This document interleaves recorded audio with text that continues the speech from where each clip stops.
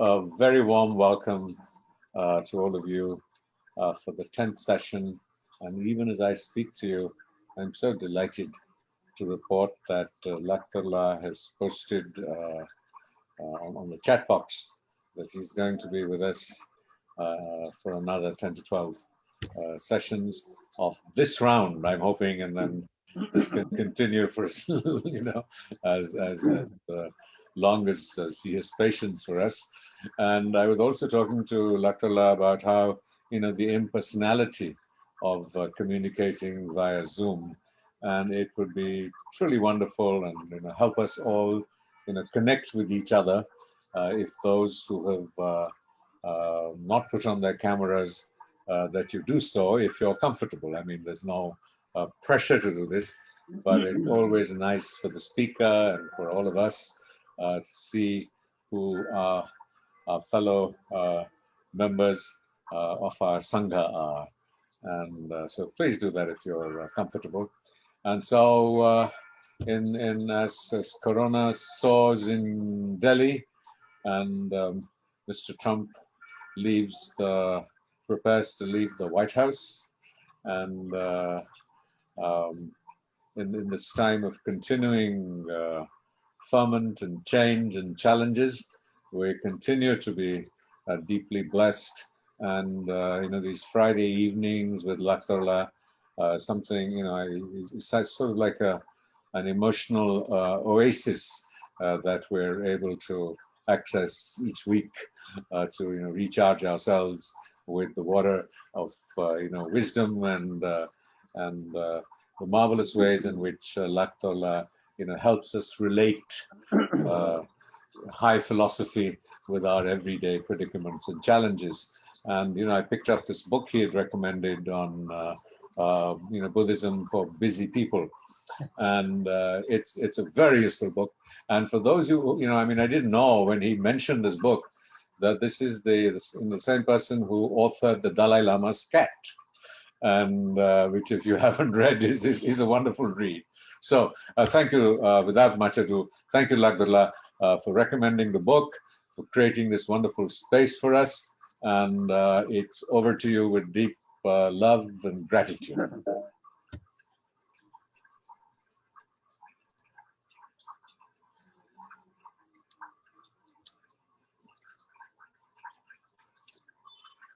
You need to unmute. I have unmuted. Yes. Now I can hear you. Somebody muted it. Oh, who is it? It looks like I have not much control. Okay. Anyway, I was saying thank you, Rajiv, for this regular, short, beautiful introduction of the teaching. And I must tell you, I have no particular experience or wisdom to share, but I'm sharing the wisdom of Atisha and Dongtamba, which is really, really like amazing teachings. The more you spend time and reflect, the more you see the depth and the great benefit that can come through such teachings. And it's not only these teachings, which are of course very, very special, because as I earlier mentioned, that Atisha was not an ordinary person. He, through his practice, he has really gained so much realization, both in Sutra and Tantra, and on various occasions, he was really performing magic, not only just teaching, but really performing magic.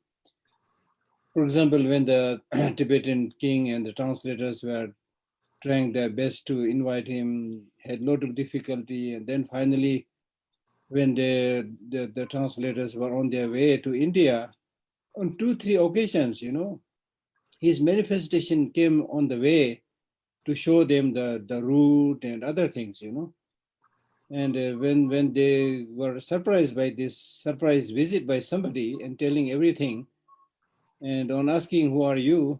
Then this appearance replies that with the passage of time, you will know. So it all turned out to be the emanation of Atisha helping them.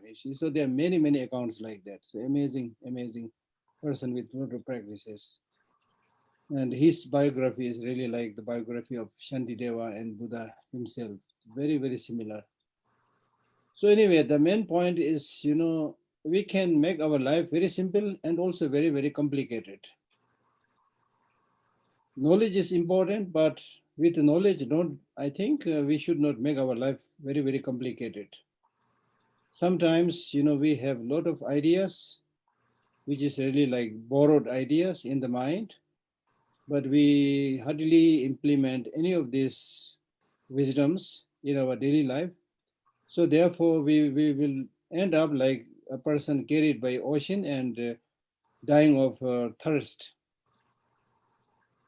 And I read a few texts which all clearly mentions, if you just hear the teaching and also do the second step of thinking, but don't meditate, meaning that if you don't integrate it in your daily life, then it will be just like person who is thirsty and has heard about the water and seen the water, but did not drink the water. So he will die of thirst. So it's like that. Unless we do all the three, there's thinking, hearing and thinking, and most importantly, meditation, which is not just sitting somewhere in the corner and closing your eye, but meditation means really mixing those or making those positive qualities as a part of your life. And as I repeatedly mentioned during these sessions, that even if you do very well in one particular practice, that will help you really, really advance forward and give that confidence and the happiness and so forth. And it is because of our not being good in one thing. That's why we just, unfortunately, what we do is better than nothing, but it becomes another kind of worldly act. Teachers also another worldly drama. Students also another worldly drama, because since we are in this world, we have to do something, either business or dharma or this and that, but all will end up more or less in a similar way, unless we really get the most important insight to transform our life and to be of benefit to many others. Unless you realize that point, you will end up just completing another mundane human worldly activities. So therefore, the great teachers, they repeatedly tells their followers and students that if you really want to do some of this internal development, which is called practice, if you really want to do it, you need to give up many of the distractions, many of the useless worldly activities. And these teachers, they say that these worldly activities are like waves on an ocean. One wave finishes, another wave will come, and it will never come to an end. So many of these activities you need to see which is important, which is not so important. Don't just follow a prevailing custom or tradition. The so-called custom or tradition are all made by not so intelligent human beings, unfortunately. And the worldly ways of life is so powerful that we are compelled to follow it. So therefore, when doing some of these practices, you need to be a little bit bold also. You need to be a little bit decisive also and do it a little bit differently. It's not only in the Buddhist practice, but in any life's achievement, whether it's science or any education, unless you do and live slightly different from other people, going within yourself and accumulating those needed qualities, will be like any other human being will not be able to excel. So therefore, I think, especially in the case of spiritual practice, which means internal development, it's quite difficult in the sense because we are so used with following what we can see, what is seeable, what we can see, what we can touch, but what you can't see, what you can't feel, or you can't hear, like the mind, which is colorless and shapeless. Then we tend to forget it. Not only your mind, you tend to forget your friend when you don't see their face for a long time, you see. So that's human tendency. So but then you need to realize that at the end of the day, what you are going to get, how much you are going to benefit others is really, really the attitude of your mind, how strong your mind is, not how physically you are strong, how physically you are healthy. Your mind must be healthy, your mind must be strong. And it's important to realize before it is too late to stop many of the nonsenses that we have been doing for the last so many years. Now, especially in the case of more grown-up people, we should have learned something by now, what you've achieved by doing the same kind of thing again and again. So therefore, I think it is important to sacrifice some of the smaller, lesser important things for greater goodness. Because life is short, there's not much time, there's not much time, as I repeatedly mentioned. So therefore, it is important to at least uh, catch some of these main ideas. I mean, it's don't make it complicated, as I said. The fact that the mind is your ruler, your boss is plain. It's very obvious. And if your mind is not one with wisdom, and if your mind is not really like educated in the true sense of the term, and if you let your mind run wild and become unruly, then we can all clearly see what will be the consequence. So there is no really shortcut, no other means. Money can't buy anything that would really make you quiet and calm and tranquil. And it is the this magical power, the magical energy, the so-called mind. Once you're able to handle that properly, develop the right attitude, everything gets transformed. The so-called blessing comes by transforming your mind. It is not necessarily by some other person touching your head or giving some piece of cloth or things like that. The real blessing, the transformation. In Tibetan, it is called Chinla, which means transforming into a state of magnificence. And you can transform yourself into a state of magnificence through your own deeds, especially your mental attitude. Because as I repeatedly mentioned, that at the end of the day, if your mental attitude, your mental outlook, if your inner kind of state is not good, then nobody can help you in the true sense of the term. But if your inner turmoil is removed, agitation is removed, right? And unnecessary waves of thoughts are removed. And when you have that right perspective, then it looks like, I'm not saying with great experience, but it looks like that you will then have no reason to fear, whether it is your death or death of other people, whatever is happening, it's a natural process. And you need to simply understand that natural process, right? And once you understand that natural process and live your life and transform your mind accordingly with that natural process, then it's really like a, a great swimmer, which is able to uh, uh, swim very uh, efficiently, however strong the waves of the oceans are. I've seen some of these great swimmers. We are those of us who don't know how to swim. We are scared of even going by the even entering the water. But those who are well equipped with, then they know the crest and the toe, the high and the low of the wave, and they are able to ride it properly, and they enjoy it. So it is like that. We experience a lot of ups and downs in life, and more importantly, there are the so-called negative emotions and positive emotions. Once you know all the state of all this, how destructive negative emotions are, how constructive positive emotions are, and then thereby you cherish the good ones and distance yourself, social distancing from the negative ones, you know, then there's nothing. It looks like there's nothing to be scared, nothing to be feared.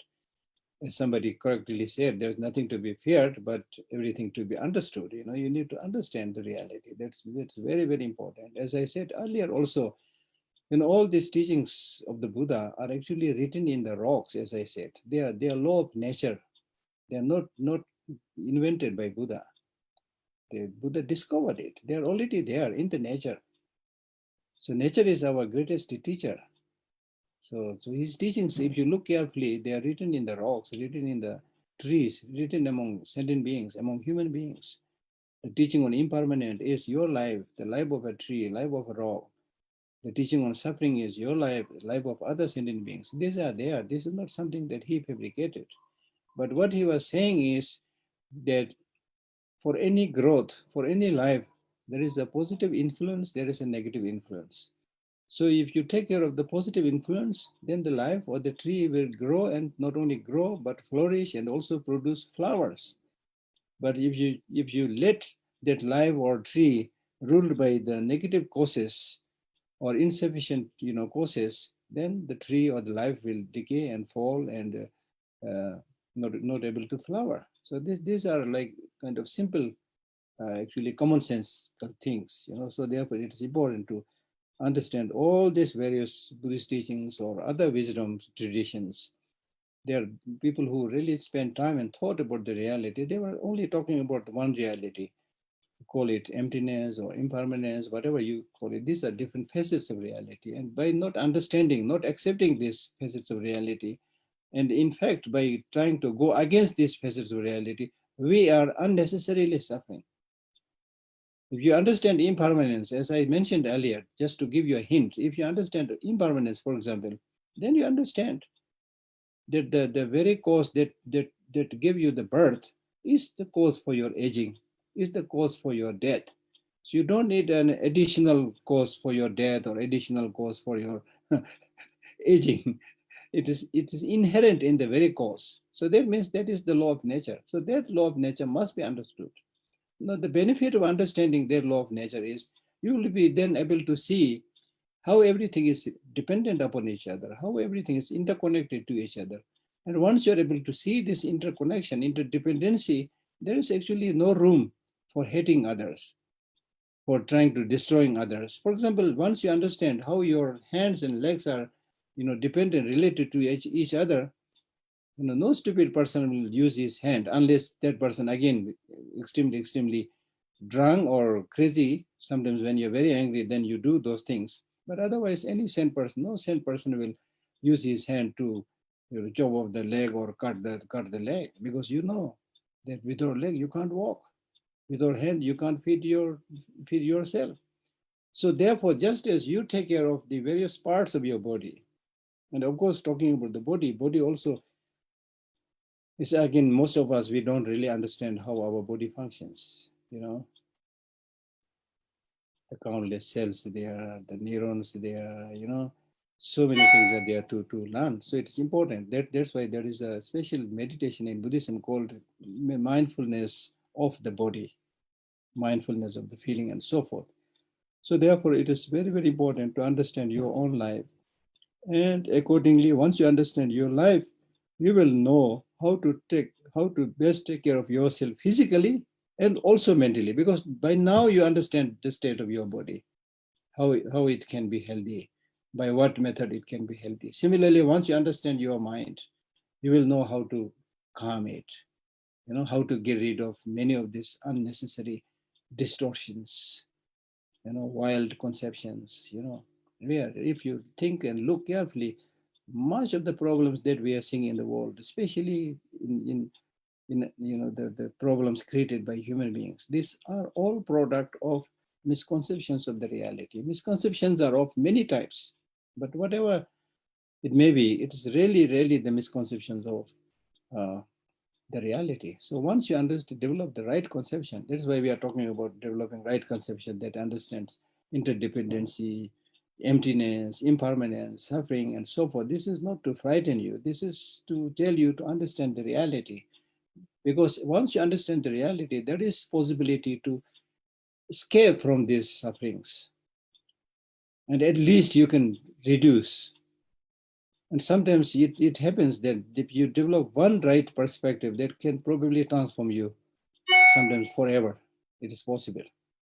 So therefore, it is important to not only listen to teaching, not only read books, but the most important thing is to digest it, to digest it, to relate it to your life, to use your human thinking power, and then develop the conviction, then follow it and practice it. That is very, very important.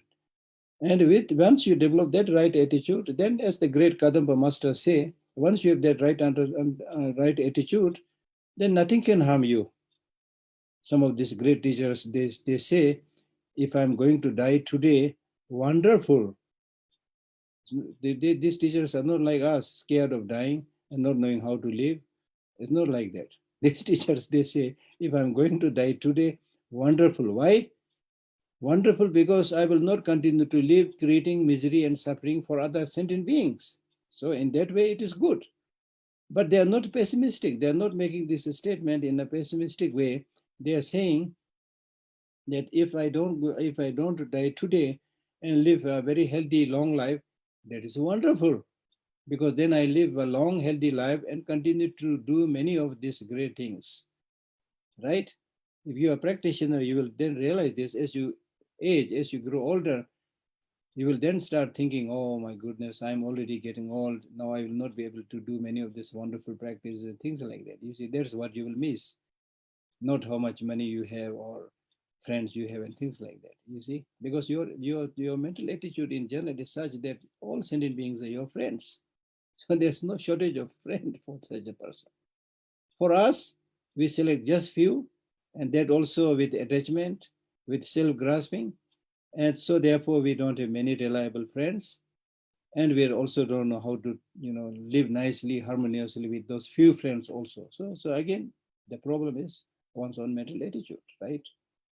So therefore, it is extremely important to read these precious teachings. So I consider myself privileged that the foundation has asked me to uh, lead these sessions. As I said, I'm not somebody who is a great practitioner or has a lot of experiences, but I'm somebody who is really fond of this, reading these texts, and as much as possible sharing that with others, because I'm able to explain these teachings with my broken English. Many people don't have that privilege of knowing the text and also being able to speak at least in broken English.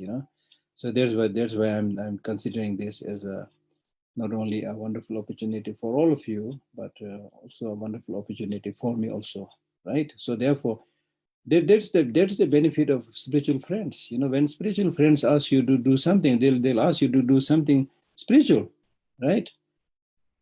If the foundation has not asked me to do this, I don't know what I will be doing. I mean, hopefully, I'm not doing very destructive things, but maybe not doing something which is equally useful, right? So therefore, we should all rejoice and be happy. And as I repeatedly mentioned earlier, life is not how long you live. Life is each and every minute, every second. So each and every second and minute and hour, if you live happily and live meaningfully, that means you are living your life meaningfully. So if you do that, then you don't have to regret. Okay, in Buddhism, we don't believe about somebody who is waiting for you to punish you.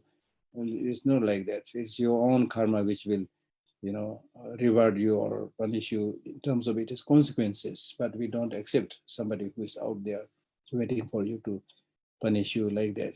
And it's also important to realize that when we talk about the need to cultivate positive emotions, remove negative emotions. When we talk a lot about suffering, don't get the impression that we are all nasty people with nothing but negative emotions and that we are all going to die and it is really hopeless. We are not at all saying this. What we are saying is that we are not saying you are all bad. So it's important to realize the good things that you have done, rejoice that, appreciate that, and gain more confidence to do more practice. That's what we needed. But however, we lay more importance on understanding the suffering and the negative emotions, which are the causes of suffering, because these are the ones which will bother us, which will obstruct us, which will harm us. So therefore, they are like enemy. So therefore, it's not saying that you don't have friends, but we are saying that there are some enemies also. So you need to be very careful, right?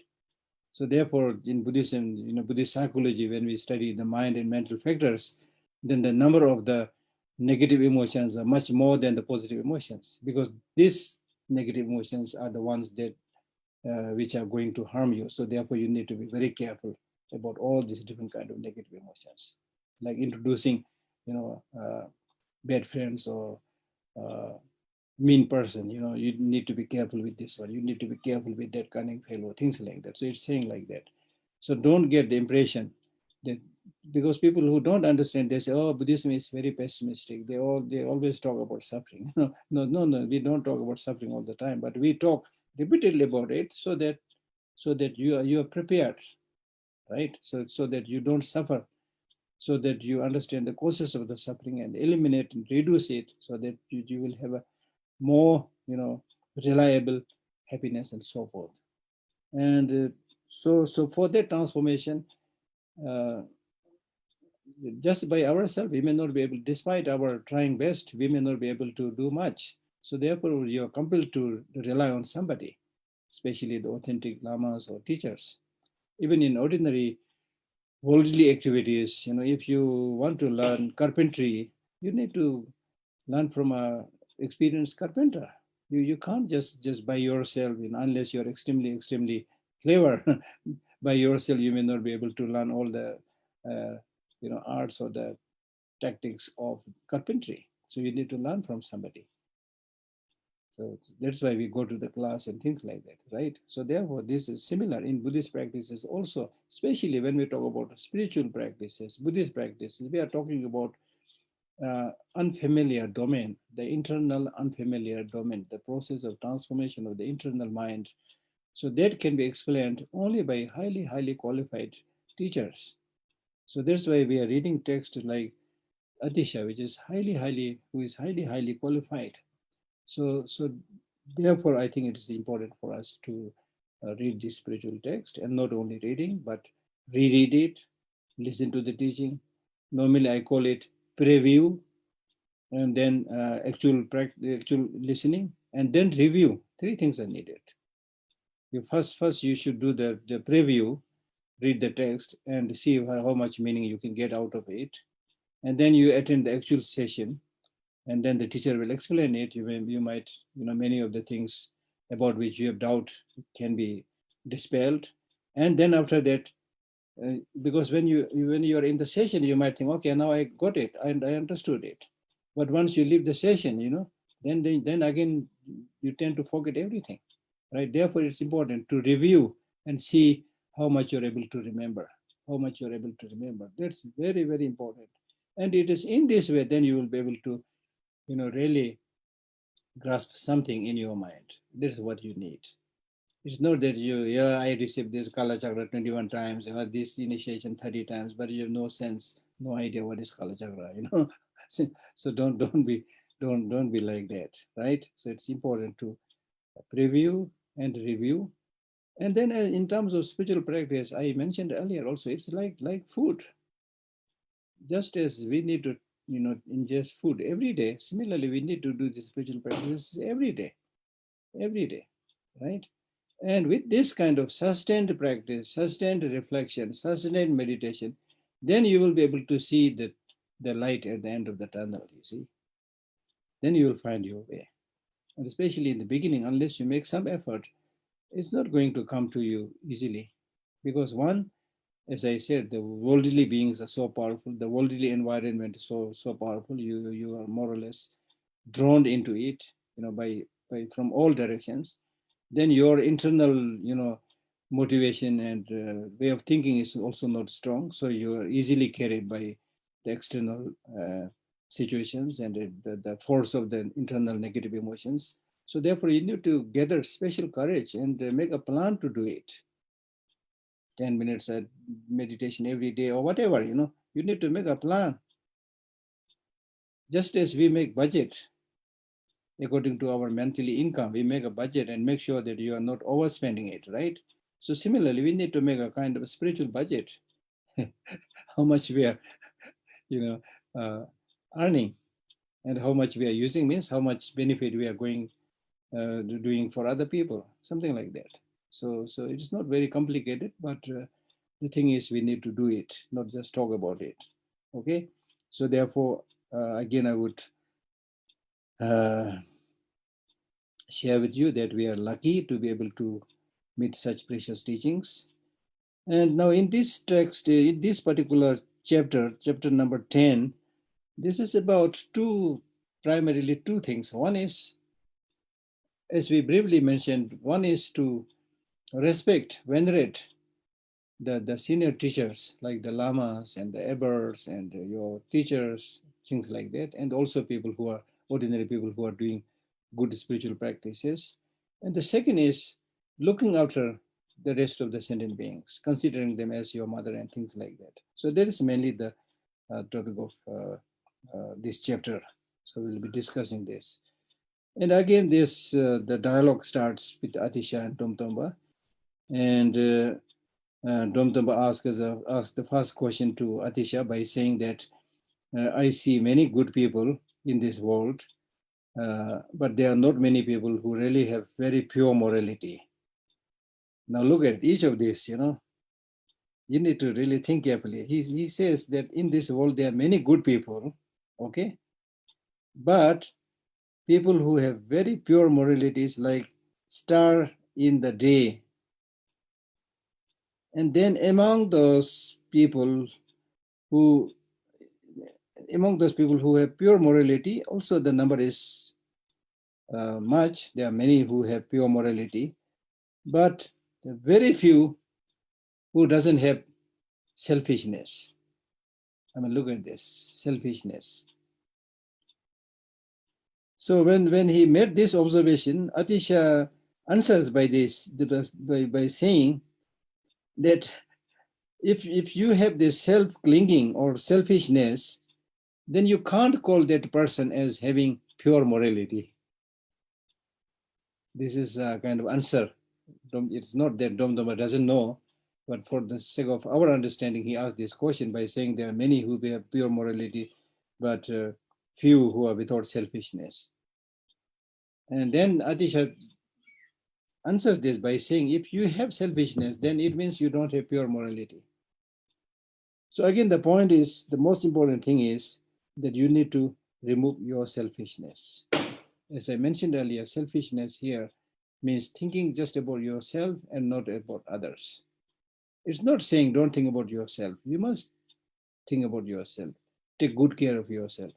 But what he is saying here when he talks about selfishness is just thinking about yourself and completely ignoring others. And this is happening in our everyday life, and especially in today's modern world. When you're able to get some advantaged position or money or power and things like that, then you don't hesitate in trampling the needs of others, right? So therefore, that's why the world is suffering. Instead of this selfishness, this self-cherishing attitude, instead of that, if we have that altruism, I'm not talking about bodhicitta. Bodhicitta, of course, is the most wonderful mind.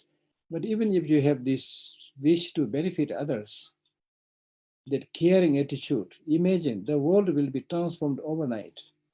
And with that, I can even say that the COVID-19 problem will also be almost solved immediately.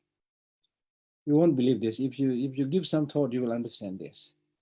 Imagine, if the world is filled with leaders who really care about other people who are suffering from this pandemic, and then the hospitals, private or government or whatever, filled with doctors and nurses and others who are filled with this altruism.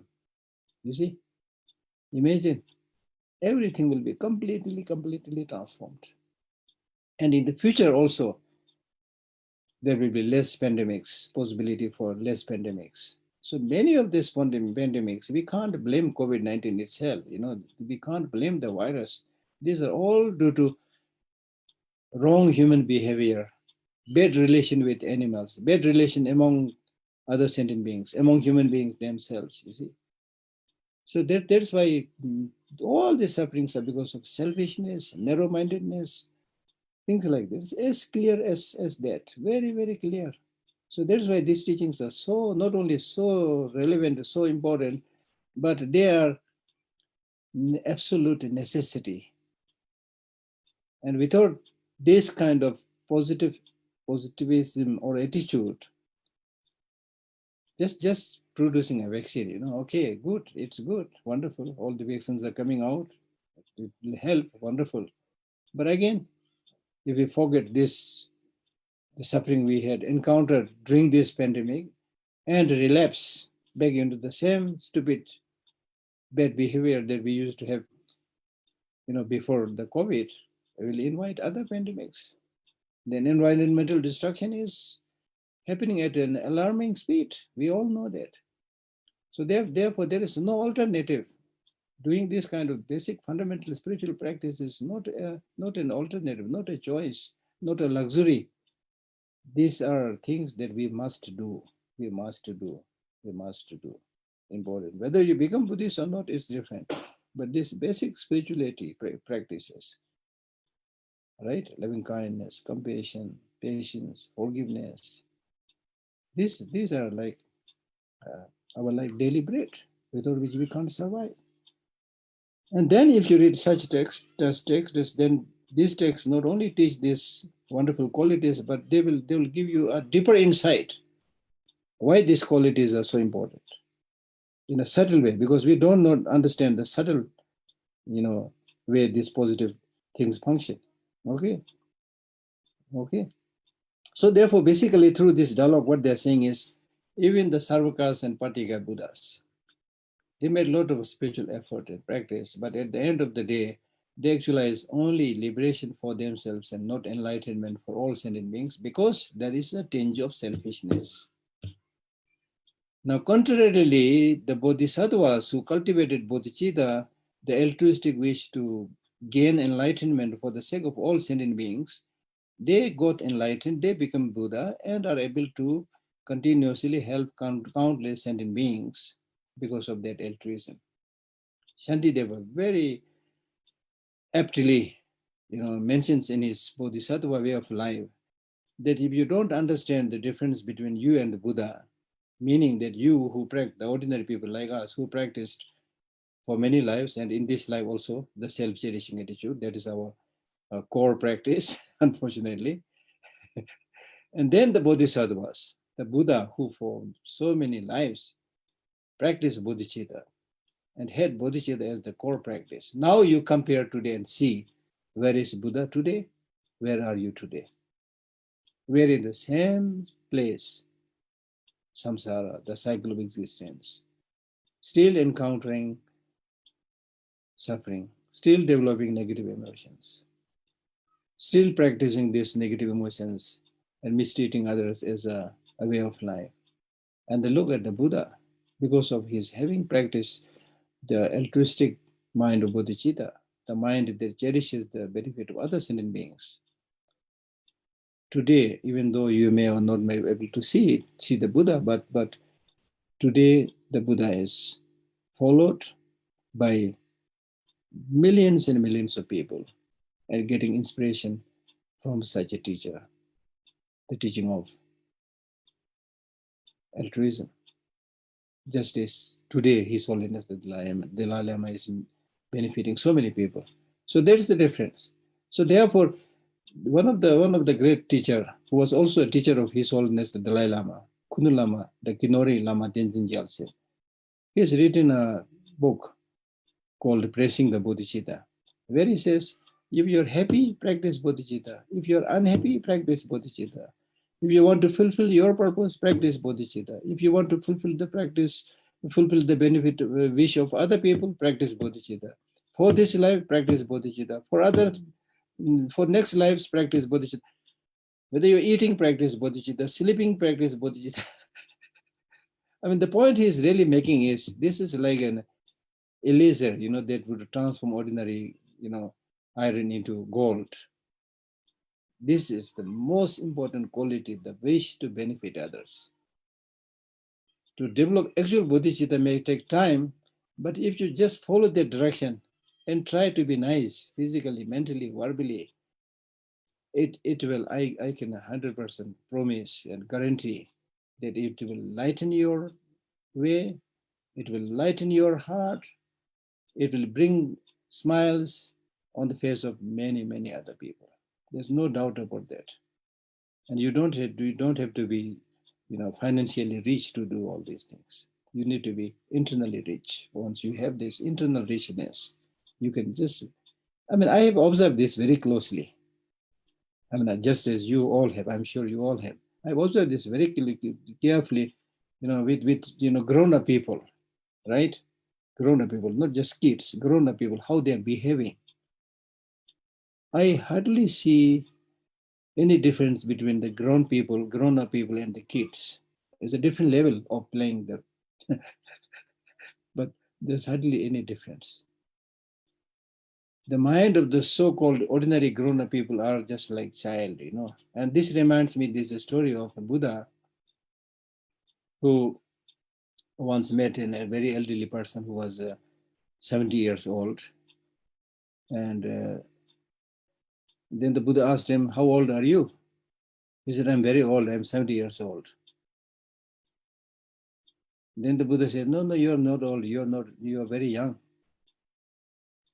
He said, no, I'm very old, I'm 70 years old. Then Buddha said, I'm not asking your age, but I'm asking in terms of your spiritual practice, spiritual knowledge, spiritual education. So in the field of spiritual education, you are still a child, young, you know nothing. So that is what we can see with everybody, with the so-called educated or powerful or whatever. If you watch them carefully, the way they're behaving, the way they're doing things, really, really like, unfortunately, self-deceiving, in a way, innocent also. And then majority of the ordinary people who doesn't have much power and things like that, I call them innocent people. You see, they are really innocent. And you can easily help them. Just like small kids, you can easily help them. So these people also, you can easily help them. So therefore, it's important to understand how we are all, stuck in the same boat in a turbulent sea. So if imagine this, we are all sailing in the boat, and suddenly there is a big turbulence. What will you do? The only thing that is left at that time is to be nice to each other. I can't imagine anybody in that turbulent sea, in that one boat. I can't imagine people trying to fight, especially in that when the sea is rough and turbulent. They become nice. They become very good friends. So life as a whole is really like, and Shantideva repeatedly used this example of the boat sailing in the ocean, sailing in the sea, right? So we are sailing in the same boat of this ocean of samsara. We are all suffering from birth, and aging and sickness and death and separation, COVID-19, whatever, there's so many things. And then if you look at the nature of the body itself, it is more susceptible to suffering than for happiness.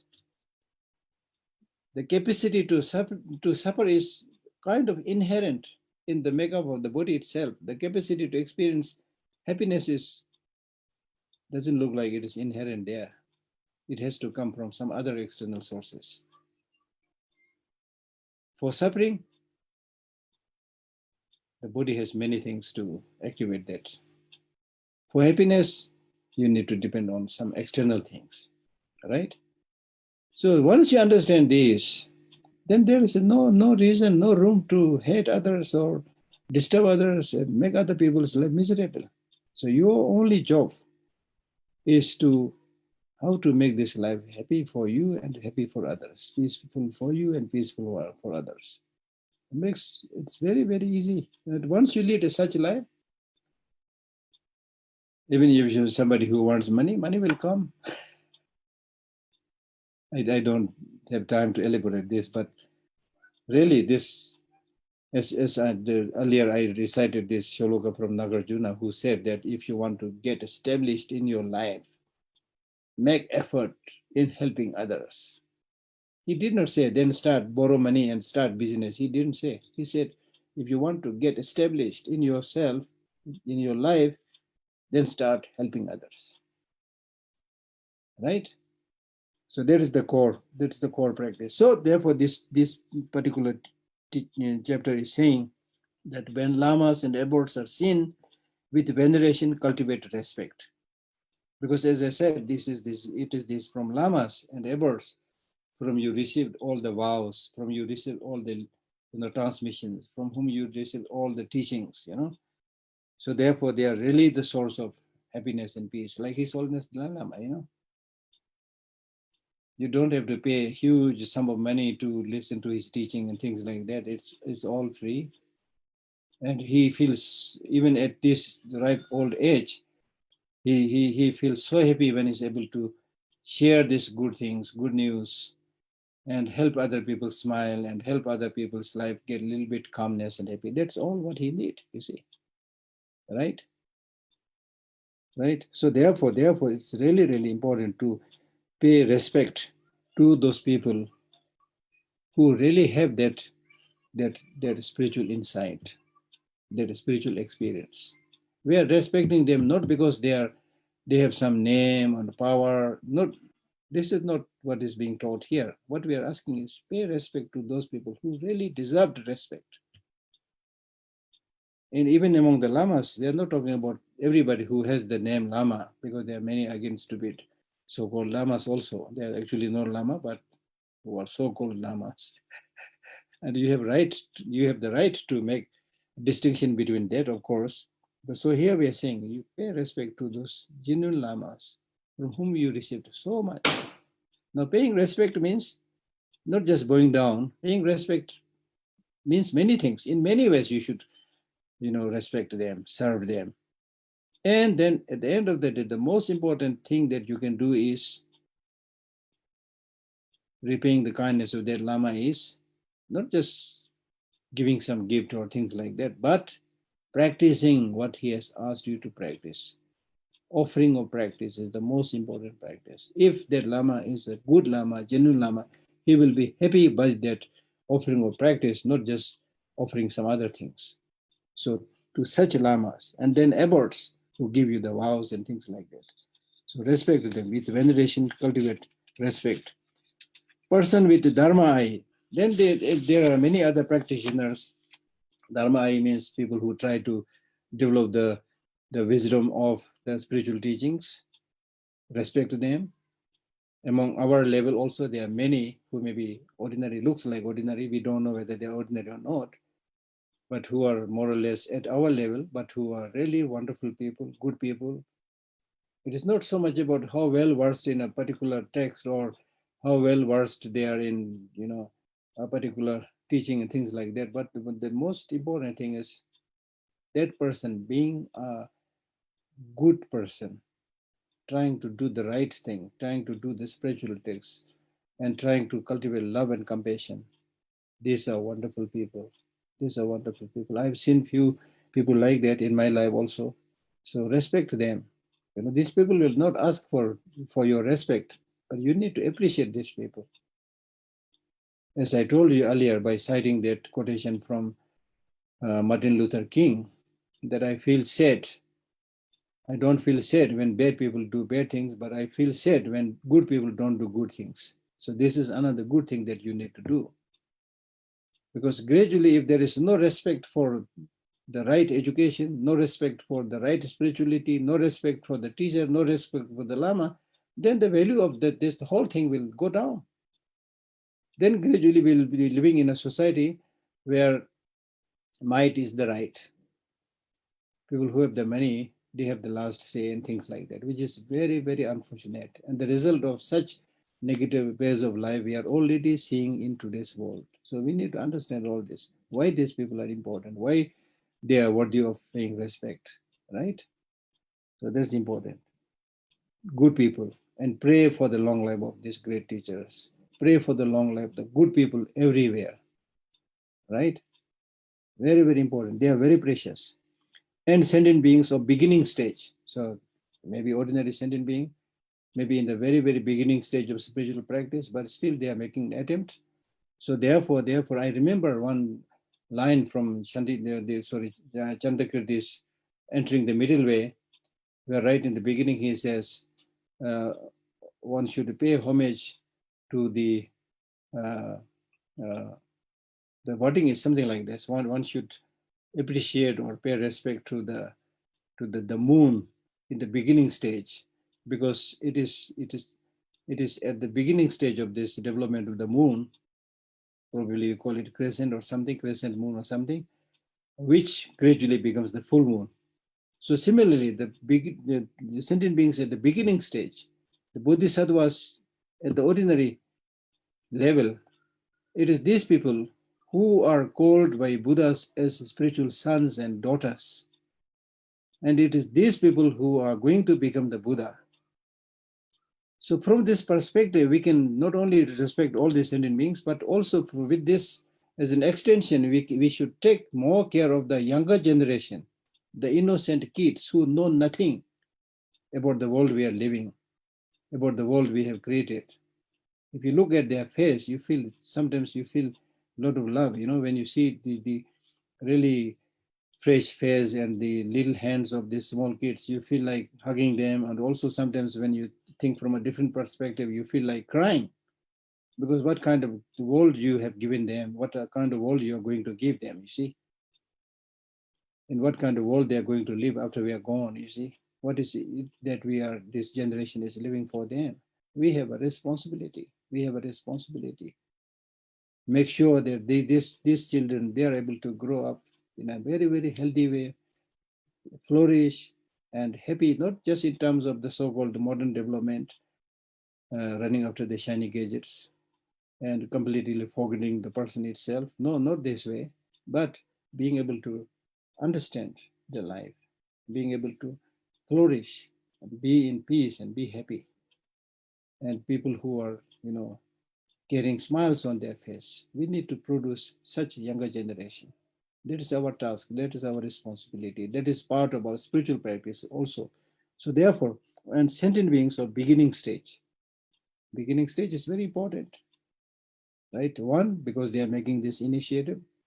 Two, they don't know much, so it's our duty and responsibility to help them. Three, we must respect them because they are the seeds.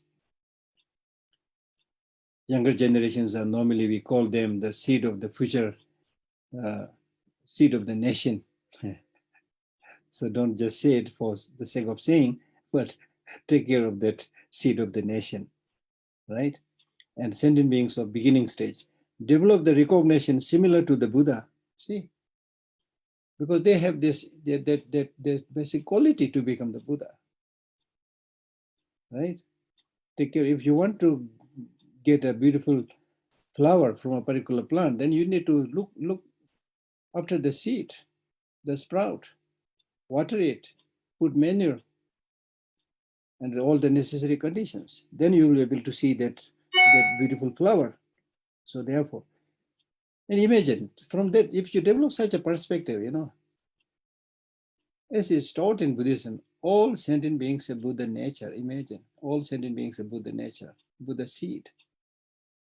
So how can you say that I love this fellow and not this one? Because this fellow that you don't like also has a Buddha nature, has Buddha seed. So are you saying that you don't like the Buddha seed, Buddha nature, right? It's only because that Buddha nature has been, shrouded and clouded by certain gross negative emotions.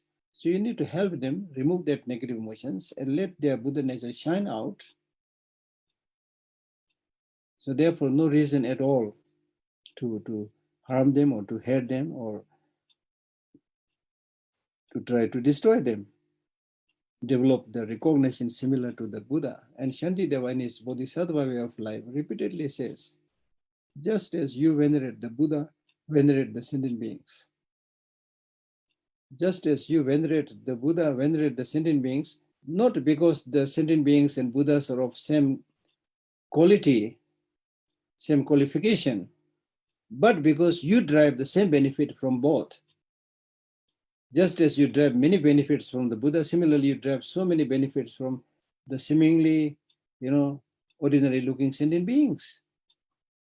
As I mentioned the other day, you develop compassion, not with the Buddha, but with a sentient being. You develop loving kindness with reference to a sentient being. You get your regular food and drink, whatever, with the help of other sentient beings. So it's unthinkable to try to destroy others, which is happening today, unfortunately. Because of our narrow-mindedness, every country looks like thinking about that particular country alone, and why we are stockpiling arms. Arms are to be thrown, arms are to be used for some. So they are stockpiling arms to destroy those other neighbors, which is really like destroying your leg or destroying your arm. And we don't have that understanding. And it's primarily because of you have selfishness and narrow-mindedness and no global sense of responsibility, no universal sense of responsibility, altruism. So you can't, in the true sense of the term, call such people as a great person. Okay? Develop the recognition similar to the Buddha. When seeing all sentient beings, develop the recognition similar to parents and children. So when you encounter or meet ordinary sentient beings, if they are younger than you, see them as your daughters, your sons, your children. If they're of your equal age, see them as your brothers and sisters. If they are older than you, see them as your father, your mother, or your elderly relatives and things like that, right? So once you develop that kind of loving attitude, loving kindness towards everybody, then all sentient beings will become very attractive to you, very close to your heart. Normally, we are unable to see somebody as close to our heart because we are unable to appreciate their good things, right? So once you develop that positive attitude, that person then becomes very dear to your heart. Doesn't matter facially or in terms of physical demeanor, that person may not be looking very handsome or very beautiful, but as and when you change your attitude, that physical appearances also change. It's so interesting. After all, everything is imputed by the mind. When you love somebody, as we say, beauty lies in the eye of the beholder. It's absolutely true. When you love somebody, when you like somebody, that person looks beautiful. His speech is wonderful. His look is beautiful. His heart is wonderful, amazing. You see all the wonderful qualities in that person. When you don't like somebody, that person may physically may be very handsome, very beautiful, but you don't see any good thing in that person. So again, it's your attitude. So therefore, we need to develop this attitude of developing loving kindness towards everybody. And once you develop this genuine loving kindness to everybody, then you will develop this sense of responsibility, thinking that how nice if I'm able to remove their suffering, right? And once you develop this wish to remove their suffering, then you develop what is known as the special attitude, saying that I will myself take the responsibility to help them in whatever way I can. And once you develop such mental determination, there will be no difficulty for you to helping others because you are mentally now, you love somebody. Imagine, take the example of you're helping your very, very kind mother or your loving child. When they encounter difficulty, you just plunge into that problem, and you instead of getting tired or you know difficult, you will appreciate and you will feel happy, saying, yes, I was able to help my child, I was able to help my mother. There's not much problem. It's again mental attitude. But when you are reluctantly pushed by somebody to help somebody, then because of this mental reluctance, it's very difficult and you get easily tired. And that's why today in many hospitals, the doctors and nurses are suffering from what they call as compassion fatigue. And they suffer from compassion fatigue not because they have no proficiency. They are highly trained people, in terms of their job. They are very good, and they are also very enthusiastic to do their job professionally. So in the beginning, they work very hard, but because they have not equipped themselves with this inner greater insights of genuine far-reaching loving kindness and compassion and so forth. So therefore, when they encounter a very difficult situation, when they encounter a very difficult patient, then gradually they get tired and suffering from that compassion fatigue or emotional fatigue. I mean, take the example of the mothers. They work so hard in looking after their kids, but there are not many mothers suffering from compassion fatigue or emotional fatigue. I've seen many of them. I mean, it's not easy for the mother to look after these kids, bearing that child in the womb for 9 months and 10 days and things like that. So much difficulty. and then giving birth, the labor, And then after that, for several years, not just few months, several years, they have to, worry and look after that each and every step of the child, what is happening. The mother has to worry day and night. But still, if you talk to the mother about her child, she will be just full of praises to her child. She will heartily talk about how much she is suffering, she is tired because of helping her kid, things like that. You won't hear that much because there is love, there is compassion, even if that is not the perfect love, perfect compassion, but much, much better type of love and compassion, although alloyed with attachment. But because of that, she enjoys that. She enjoys that. So these are you know clear examples we need to keep in mind. So therefore, when seeing all sentient beings develop the recognition similar to parents and children. I mean, after all, if you look at the meaning of the parent and children, what does that mean? Parents are those who had given you this body, okay? But then it's not enough just to give the body. There are many other people who are helping you to sustain that body, nurture that body, right? And then the relation between the parents and children, ordinarily speaking, not necessarily good.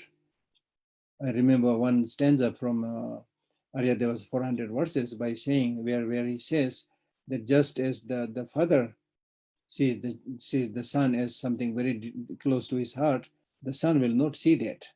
Therefore, this world will go down and down and down. And therefore, it will be very difficult to find liberation or nirvana. It is true, right? So therefore, unless you have this positive attitude developed through training, through practice, simply being physically related to somebody may not necessarily help you develop that right kind of rapport, right kind of loving kindness, compassion, and so forth, right? So therefore, it is important to see all sentient beings. You can see all these sentient beings very kind to you. Ordinary people, as I mentioned earlier, ordinary people, I've met a number of ordinary people. Basically, they're all quite good people. They make mistakes, silly mistakes, we all make, but basically they're all good people, ready to share whatever crumbs of food, they have, whatever, they are really nice. Really, especially people who are living in remote village areas, right? But then gradually, of course, unfortunately, we are getting more and more machinized. So things are changing, but not necessarily bringing more happiness and peace. So therefore, that's another reason why we should develop these internal qualities. Okay, so we stop here. So basically what he's saying with regard to this, your Dharma practice, on the one hand, you do the 7 limb, practice towards in relation to the teachers, lamas, and so forth, and pay respect to them, serve them, and so forth, remember their kindness. Then on the other hand, think about the sentient beings, and with respect to them, practice the 6 or 10 perfections, and cultivate the 2 bodhicittas, aspirational bodhicitta and ultimate bodhicitta. So that is what this text is basically saying. Okay. So we stop here today. Okay, thank you, Lakshula. Time for some questions. Yeah. And well, Amita had asked the first question, but she's yielded to Natasha. So, Natasha, please unmute and ask her question. Thank you very much. Geshe, today we have more than 100 people listening to your teaching on YouTube, to the Russian translation. And I have 3 questions as the last time. The first one, actually, the person is wondering about 2 terms, Yidam and Ishtadeva. Are they same, or is there any difference in the meaning of these terms? Idam basically is a personal deity. There are many deities like Avalokiteshvara, Manjushri, and so forth. And from them, you choose a particular deity. If your focus is more on developing wisdom, you might choose Manjushri. If your focus is more on developing compassion, you might choose Avalokiteshvara and things like that. So depending upon one's what kind of initiation you have received, what practices you want to do. You have, it doesn't have to be just one. So you can have one or many personal deities. So that is called Yidam. Okay. And then Ishta Devta, which basically means in Dwepe La. I think these are very similar. I really don't know much about this one. Ishta Dwepe La, again, Dwepe La usually translated means the deity of your desire. So again, I think this is the deity that you choose. And the reason that we talk about this Ishta Devta, or the deity of the desire, means different people have different mental dispositions. Among the deities, you see some of them in a very peaceful uh, state, like Avalokiteshvara and so forth. Then there are others who are very, very wrathful, like Yamantaka and so forth. So why do we have all this kind of different, deities? Some are peaceful, some are wrathful. This is because this has to do with the different mental dispositions of the practitioners. For some people, if they want to deal with their negative emotion, they feel like, practicing better if they have a very wrathful, powerful deity helping them, then they feel that, yes, I can destroy my enemy, negative emotion, and so forth. Not by a smiling deity. Then some people, they don't prefer this kind of wrathful deity. They prefer more, peaceful, compassionate deity. Then they choose those uh, deities. So that is the meaning, that you choose a deity according to your desire. Ishta means your desire. Okay. Well, hello to my friend Susan, and maybe you'd like to unmute and ask a question.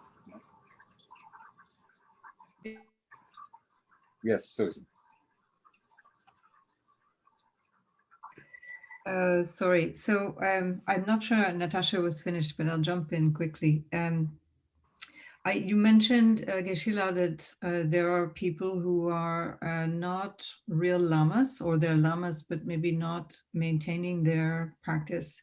And I wanted to ask, how is one designated a lama? Because I know people here, there's a fellow here in the West who is a Westerner who calls himself Lama. And I don't see how he can get this qualification. So how is it possible to become Lama? Who is giving this, who confers that title? Yeah. Good question. So the thing is, Lama is not the monopoly of the Tibetans. So Lama can be from anywhere. But the word Lama actually means superior. So Lama means a superior being. So that Lama is called superior because of many reasons. One, the true Lama is somebody who cares more about the well-being of other people than oneself. Second, the true Lama should be somebody who cares more about future lives than this life. So then the Lama, the genuine Lama, must be somebody who has no knowledge of many of these teachings, and who practices it, and who most importantly has this compassion for others. So these few qualities must be there. So you do, actually speaking, in the Tibetan society, one kind of loophole or drawback, I don't know how to say this, is the so-called reincarnations, the tulkus. They automatically termed as lamas. Okay, but then this whole process of recognizing somebody is not that easy, very complex. And then additionally, just by having recognized somebody as the reincarnation, not necessarily number one be the reincarnation, and may not be practicing, may not have the practice. Also, all those problems are there. It's a societal problem, you see. So therefore, they may carry this title, but they may not be the true Lama in the true sense of the term, right? And then there are others who may not be a reincarnation, because the word Lama is normally used, ordinarily speaking, to these tulkus and reincarnations.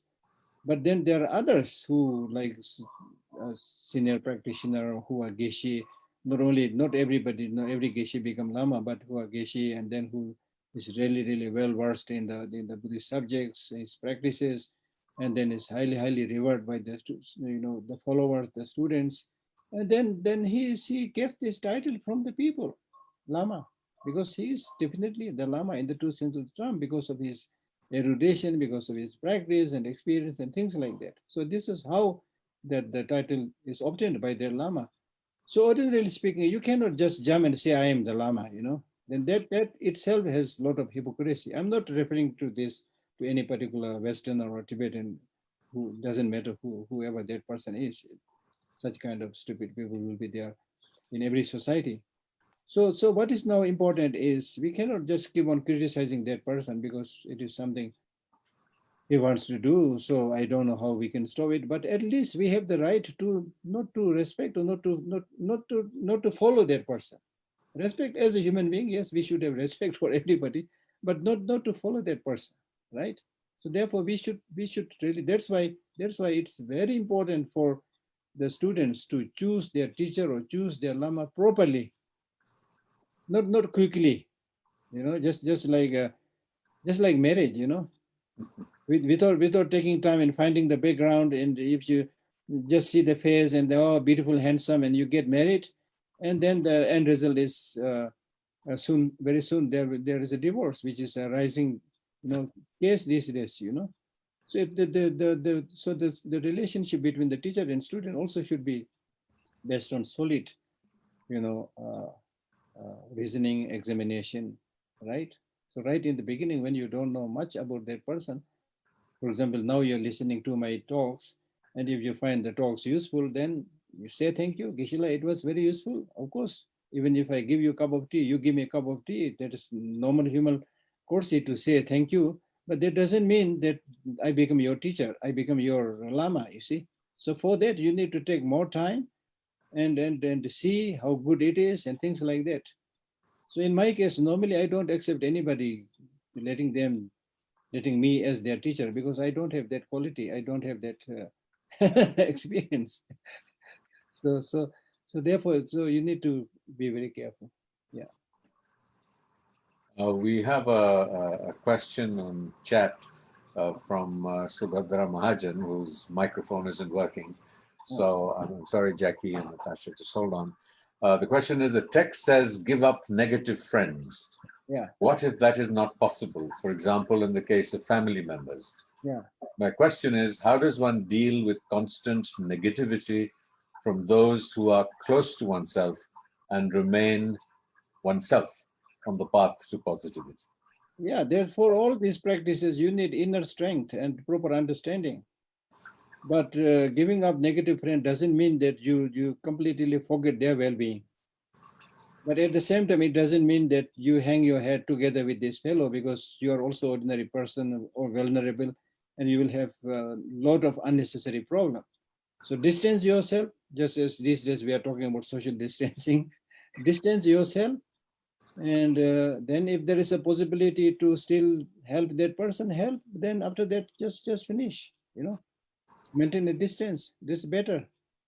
It is not necessary that you will be able to help somebody living with that person or things like that. But the situation is complex, we need to deal with this case by case. There is not one quick solution for everything. You see, there is a family ties, so many things, the social, binding, so many things. It's not as easy as I say, but there are ways and means. There are ways and means. In general, also, as I said earlier, in general, also in terms of human relation, I'm sure you will recall what I said earlier by citing that quotation from Kamala Shila's Stages of Meditation, where he says, in terms of human relation, it should be like the relation you maintain with fire. If you go too close to the fire, it will burn you. If you stay too away from the fire, you will not get the warmth, right? And even in the Tibetan saying, we say that the blessing of a Lama is greater from a distance, right? So when you are far away from His Holiness Dalai Lama, not able to see him, it's a human thing, you long to see him, and you come for 3 days teaching, you feel blessed and inspired, wow, wonderful, And then those of us who always live close to His Holiness, we may not have that that excitement, you see. So it's again human thing. So in all human relationships, it's important to maintain some distance, while physical distance. Mentally, of course, you should have love and compassion and remove all the disliking or hatred to that person. I'm going to request Jackie to ask the next question. Natasha has been most kind and said she has 3 more questions, and then it's up to you, Lhakdor, whether you want to do it next week or respond to it now. But we'll request Jackie to unmute and ask her question. Then you tell us, Lhakdor. I mean, we'd love to spend all evening and all night with you, but you tell us when you have to move on to dinner. Yeah. Okay, Jackie. Unmute, please.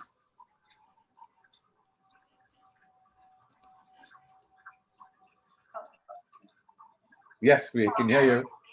Oh, okay, sorry. Yeah, I just wondered when you spoke about, thank you for your teaching. When you spoke about how bodhisattvas plunge into other people's problems, at some point then they wouldn't have much time to practice themselves. What's the fine line between how much a bodhisattva goes out and helps others and also spends time trying to become a Buddha? In Buddhism, we have this practice called practice during the meditative session and practice during the post-meditative session. So you have the meditative session during which you do your meditation or study and whatever. But you can't just continue to meditate and sit alone all the time, I mean, generally speaking. So therefore, there is a post-meditative session during which you have your lunch or dinner or mix with people, go to market, shopping, things like that. So during this post-meditative sessions, you meet so many people, you see, so many other sentient beings. So during which you should try to practice what you have practiced during the meditative session. The meditative session is just like charging the battery. Having charged the battery, the flashlight must be used when you go into the darkness. So that is when you meet people, work with your co-worker in the office, then the trouble may arise. So during that period of kind of darkness, when you actually encounter, meet and talk to people, there is possibility of encountering difficulties. So it is during those occasions, you must remember the practices that you've done during the meditative session and should be able to implement it, right? So therefore, for a bodhisattva, all human activities, whether it is sleeping or taking food or even going to the toilet and bathroom, his mind is constantly practicing. So everything becomes practice. Okay. So, Geshe, how are you for time? 3 more questions from Natasha and 1 from Dinara. I will answer it quickly. Wonderful. Okay, Natasha, please go and unmute yourself. Yes, thank you so much, Geshe, for your kindness. Next question is, if everything exists, if everything is just dependently designated, right, by our mind. So how do the things which no one labeled or designated, how do they exist? There's nothing that no one has not labeled. I don't think there is anything that is not labeled. It may have been labeled by human beings or labeled by other sentient beings. So I don't think there is anything which is not labeled. Especially in today's world, the scientists are studying almost everything, right? And then there are many other types of sentient beings. It's not just human beings. They also give designations.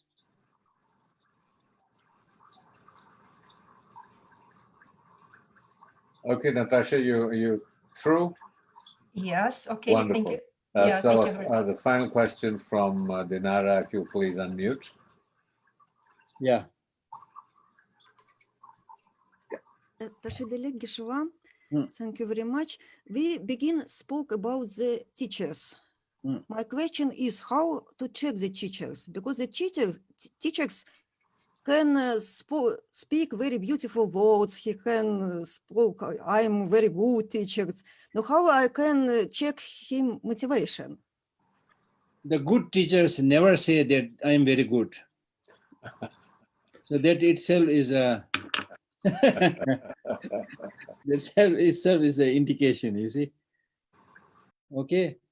In Tibetan, we have a saying that the lines of a tiger is on the outside, there's on the body, the stripes, and the lines of human beings are inside. That means basically in the mind. But because of that mind, thinking of the mind, external, indications will also come out. So if that person is praising too much about himself, then you need to be a little bit watchful and careful. But at the same time, don't expect your teachers as Buddhas, completely enlightened. You won't find anybody like that, right? And in fact, again, how good, it's not just the teacher.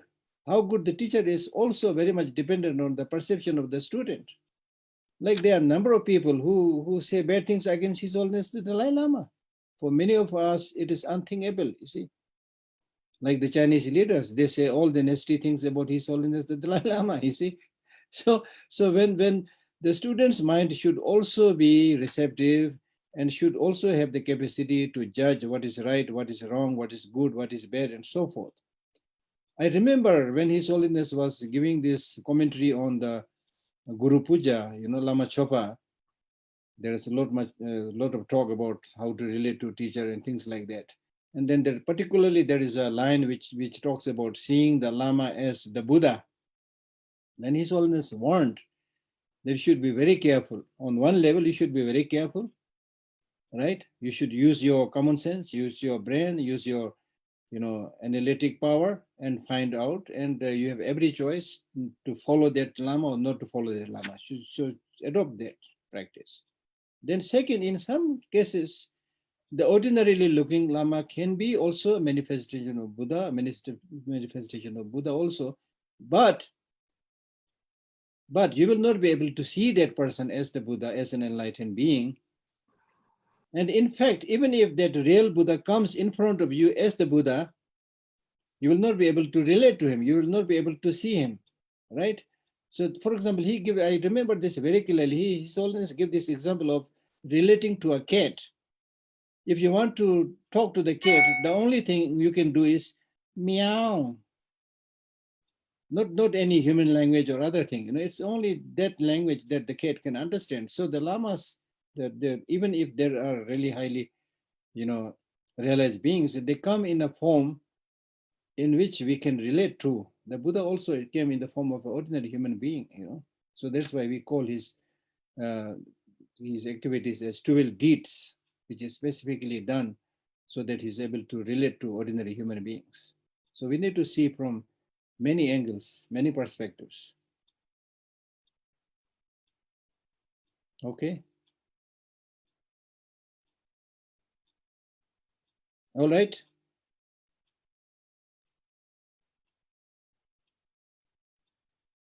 Hello. Okay, sorry, that was me being technically illiterate. Well, I mean, just to say thank you, and I'm going to test your compassion if you didn't hear me say that. And there's one more question from Dimple, who's, it's a carryover question which you couldn't ask at the last session. Okay. So if you have the time, that would be wonderful. Yes, I have time. Okay, Dimple, go ahead. Can't see you, Dimple. Where are you? I got a message. Okay, I think she's.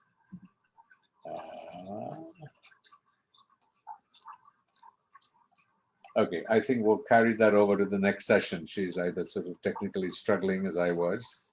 It hasn't shown up.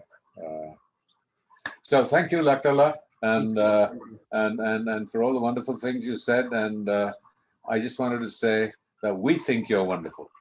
And deeply grateful for your time. And we are really already looking forward to next Friday and feeling so good. It's like it's like, when you're in the middle of something wonderful and you know that there's another half of it to go. So we're delighted that you have indicated that you will do another 3 months. That's 12 classes at least with us. And so thank you very much. And for everybody, certainly as I mentioned in the beginning, COVID is going ballistic in Delhi. Stay safe, stay well, and with Allah Ta'ala's blessings, let's be strong, resilient, and most importantly, compassionate to the many people around us who are struggling so very hard. Thank you, Allah Ta'ala. Thank you.